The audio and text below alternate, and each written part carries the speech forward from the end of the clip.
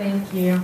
I'm going to be talking about this book. It is Repeatability by Chris Zook and James Allen. It's a typical book in that it has 3 main points and then about 20 case studies to go over each of those points. We've also included in your handout a Harvard Business Review article that goes into detail on the first point, which is differentiation. I would suggest that if what I'm going to say interests you, that you check that out. The overall argument of the book is that successful companies endure by maintaining simplicity at their core. Rather than straying from their business model to pursue radical reinvention, they build a repeatable business model that produces continuous improvement and allows them to quickly adapt to change without creating complexity. The 3 design principles they outline are strong, well-differentiated core, clear non-negotiables, and closed-loop learning. Zook and Allen state that companies with repeatable models focus on a clear, measurable differentiation that defines frontline actions and the systems that support them. The 3 ways to accomplish this are through superior cost economics, unique product features, or control over a key position in a larger economic system. These companies also have a clear method to replicate their differentiation in new conditions and a set of target markets and segments in which to reapply their model. Zook and Allen found that successful companies capture the fundamental ideas of their strategy and a few key principles and beliefs that they call non-negotiables, and insert them into the critical routines on the front line. This ensures that the company's strategy is translated into frontline action, the very place where most strategies fail. The most valuable non-negotiables are hard and serious. They change behavior, affect decisions, define rewards, shape culture, and even guide recruitment.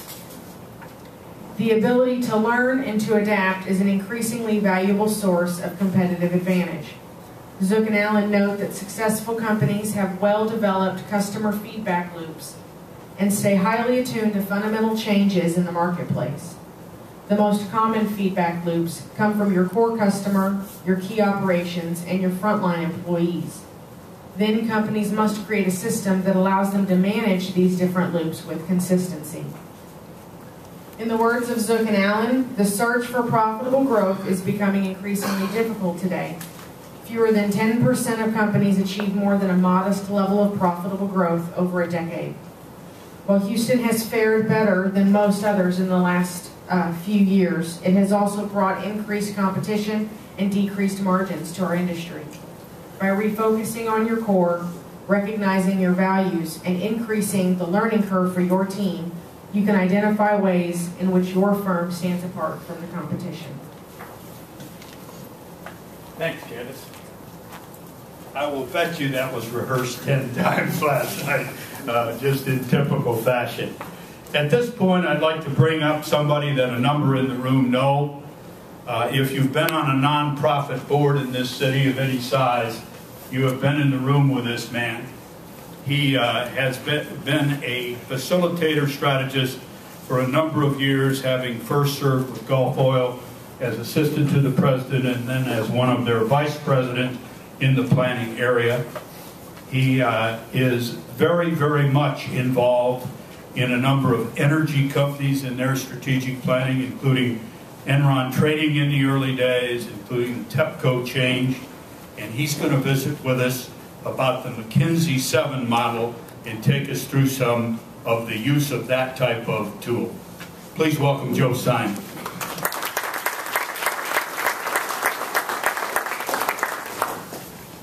Well, how's everybody? All right. Thank you, Candace. So I'm going to put you all to work. I was asked by Pat to stand between you and lunch, and the only way I know how to do that is to keep you occupied. The setup for this session, which incorporates the McKinsey 7S model, is that I teach a course at Rice Continuing Education in the 7S model, and it's about a 20-hour course, And Pat said, Joe, could you teach that course this morning in 20 minutes? So I said, I've worked with a number of contractor firms over the decades, and the answer is yes, we can do it. So, can you do it? I can do it. Can you do it? All right, so what our story is this morning is Pat was a little bullish, would you say? And I think he is taking off from Dan's data. Pat doesn't do data real well, but he was taking off from Dan's data. So I've been asked to present a useful model for planning for growth. How does an organization successfully grow? And the answer is thoughtfully and comprehensively. So what I'd like you to do is to work through the 7S model for your growth. So a couple things in your packet, I'd ask you to take them out. The first is, there is an article written in 1980, so we're staying current, an article written in 1980 called Structure is Not Organization. This is a time-tested model written originally by some McKinsey consultants. And the second thing I'd ask you to take out is a worksheet that looks like this. Would everybody take that worksheet out? I want you to complete that worksheet with me. I will collect them and give you grades at the end of our session. Now, the reason I want you to complete this worksheet is actually because, starting with Dan Bellows, he asked you all to have a thoughtful plan, not for the next quarter, but for the future. So if you see the right-hand column, I'm going to ask you to identify your organization in the 3 to 5 year future, as Dan had asked. Not in the 1 quarter or 2 quarter future, but in 3 to 5 years. So this is your worksheet. I'd like you to go through this with me, and and we're doing this intentionally. It's not really a joke. I think that when we think about planning, we really need to think about all the dimensions of our organization. The McKinsey 7S model asserts that an effective organization is not necessarily the one that has the best strategy or the best set of skills. The thesis behind the 7S model is that your organization is good when it is in balance. When all of the 7S's, and I'm going to go through these one at a time so you get a chance to get what they are directly related and supportive of each other. By the way, in using different terminology, Chapter 6 of the Porter book talks about fit, saying all the pieces have to be in place as the reinforcer of strategy. This framework first appeared in the first business bestseller, In Search of Excellence, which was written before some of you were born. This framework was adopted by McKinsey & Company and has been accepted globally as an important tool for organization change. So you want to think about changing your organization, I ask you to think about every one of these 7 dimensions.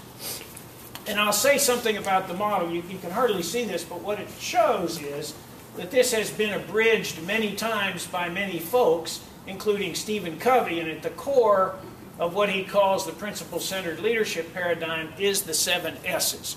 So you will see this in some form or another. It's not copyrighted, so people will use it the way they wish. You will see this in some form in many, many, many management treatises. So here are the 7 S's, and the way they're arrayed, and this is a similar diagram to that in the article that you have. The way they are arrayed in the center, and I'll come back to this in a minute, is superordinate goals. And we're going to go through each one of these terms as you work through your sheet. I'm going to ask you to write down what you say they are today and what you want them to be 3 years from now. So, superordinate goals, strategy, product and market focus, structure, how people are organized, systems, all the business processes, style. Now what's interesting, fascinating, the story behind the 7S model, at the time I was with Big Oil and we had some McKinsey consultants working for us. Have you ever employed a McKinsey consultant? They are expensive. Now, they might even be good, but they are really expensive. And what the story behind the 7S model is that at the time, McKinsey was doing lots of consulting for their clients on matters related to systems, strategy, and structure, not always together. They would get a consulting agreement to help us reorganize or to help somebody set the product market strategy. And the reason why this got invented was because McKinsey, and by the way, this is not what the article says, but I had a couple of McKinsey consultants working for me, and they said, Joe, here's what's going on. McKinsey realized that they were doing some strategy studies, some structure studies, and some system studies that their clients were not implementing. And when you paid $3 million to McKinsey and something sitting on the shelf, that's bad for McKinsey. So McKinsey convened its best and brightest, and Peters and Waterman were two of the best and brightest, and said, what's going on? And at the time, they really looked at all the McKinsey work and also got in touch with some of the work that McKinsey was doing and others in Japan.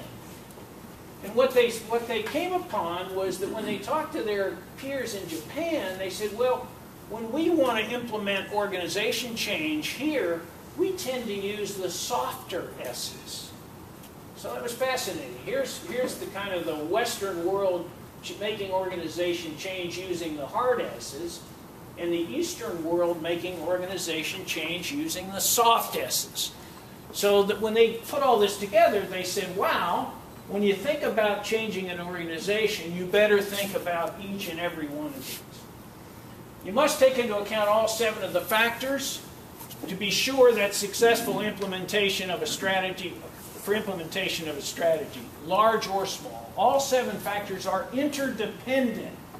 So if you fail to pay proper attention to one of them, it can bring the others crashing down around you. I think one of the issues in the construction industry in Houston, Texas at this time is the shortage of skills, right? You are withheld in some of your strategy because of skills.